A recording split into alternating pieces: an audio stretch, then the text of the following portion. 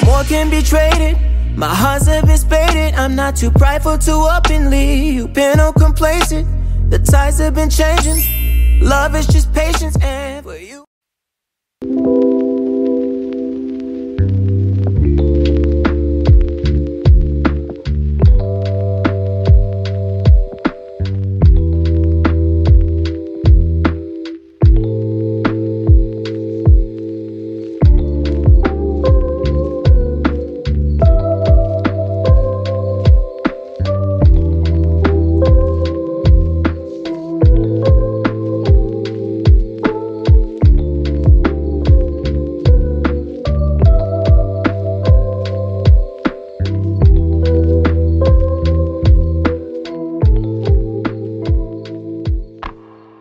What's up, babes? Welcome back to another video. I don't know which video gonna come out first, either the 24-hour readathon or this one, but I believe it's 24-hour readathon. But in the midst of the 24-hour readathon, I end up catching COVID and I am stuck in the house. So that's why I sound the way I sound. But I figured, why not take advantage and read the most anticipated new releases, which are, well, for me, which were the things we left behind in the Brother Hawthorns. So I figured why not take advantage of the next couple days that I have in the house. I don't go back to work until Tuesday.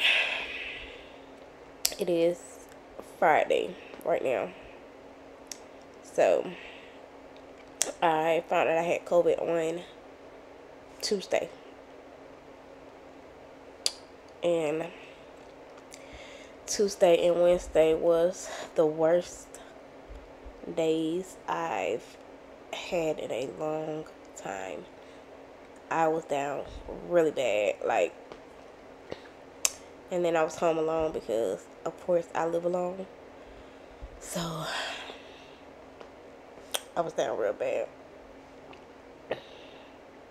I had to force myself to stay hydrated. I had to force myself to eat because I had nobody here to hold me accountable, which I'm not complaining, because I would rather be here by myself and deal with COVID by myself than get anybody else sick. That's just that on that. But I'm laying here reading Lucy's Score, The Things We Hide from the Light, because I want to know what's going on with Lucy and Salome so bad, because the energy that they had in the other two books had me wondering, like, what secret was they holding? Like, what was their history? Because they act like they just hate each other guts. And before the hate, it had to be love somewhere in there. So, but I'm going to stop talking and get back to reading, because yeah, too much talking results in a whole coughing fit. But I'll see you guys in a few when I get to a good part.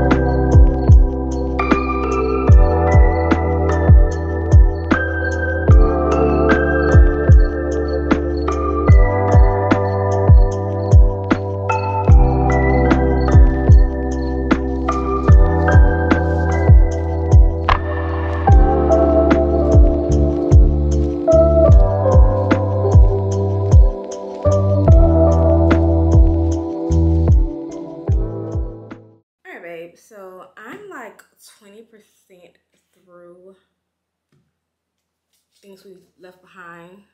Now, this book is supposed to be about Lucy and Salome, but I feel like we're getting more of the backstory of, like, more of Knox and Lena and Lucy. That I don't think. Naomi. Knox and Naomi, Nash and Lena. I feel like we're getting more of them than we are Lucy and Salome, but it's going now. I'm not saying I don't like the book. I'm really enjoying the book because it's basically touching on Lucy and Salome's backstory for when they met each other as kids. Well, you can say kids, teenagers. When they met each other as teens, and I feel like it's getting to the point as to where this long lost beef is coming up. I have a opinion. I have a thought on what the issue is. But and if it is that, like, that is stupid for you to have that type of grudge against somebody for 20 years over something like that. But yeah. Now, the first couple pages, the first few chapters of this book had me bawling my eyes out because it started out so sad. Like, it started out on such a sad note that it was crazy. I was not expecting to go into that when I started this book. Like, that is not what I thought it was going to start off at. I felt like I was going to start off doing, like, automatically jump into Lena and that, well, not, why I keep saying Lena? Lucien and Salome backstory versus what we dived into on the first page. But I'm about to finish reading, and I will check back in with you guys whenever I have another opinion on this book. Yeah. I'll see you guys in a few.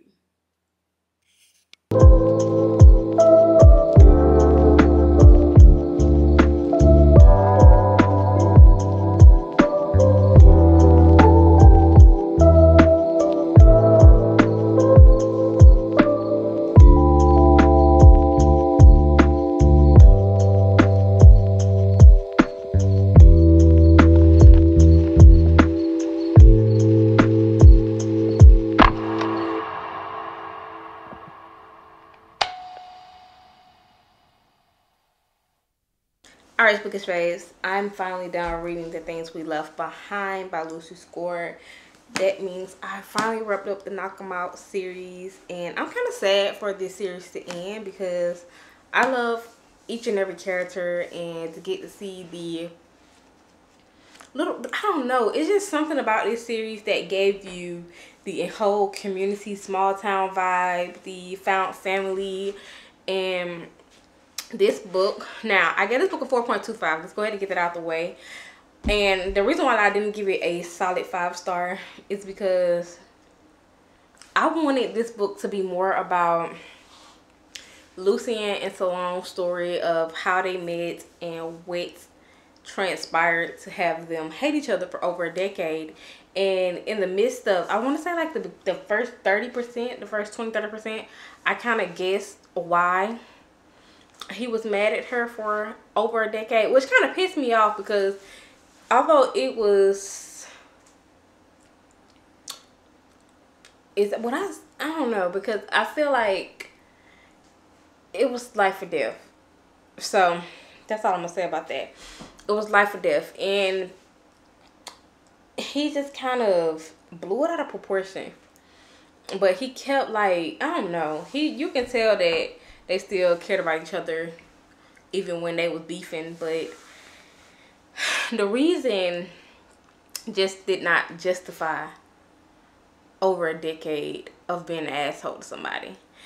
And not only even that, it's just like when they finally got to good terms, Lucien still was an asshole. He did something, like, I understand you trying to protect someone, or kind of like, I don't know, like, yeah, I would say protect, like you trying to protect someone, but you didn't have to go about it and the way he went about it. Like, he was a true asshole. But for somebody that was getting therapy, apparently that wasn't working, because it was giving very much lack of communication, no accountability, like nothing. And it was just really, it was giving toxic. It was giving so much toxicity. And I was like, at one point in the book, I was like, girl, he might be fine. He might be rich. He might have been your high school crush. But at some point, you just gotta call it a wrap and just let it be, because he was doing too much for me. He was doing extremely too much for me, and it was pissing me off. But yeah. But I'm going to go ahead and end today's video right here. If you guys enjoyed today's video, make sure you give it a thumbs up. Make sure you like, comment, and subscribe. And I'll see you guys in my next video. Peace. I'm calling bullshit. Say you got it, but you ain't got nothing. Bad bitches don't say shit.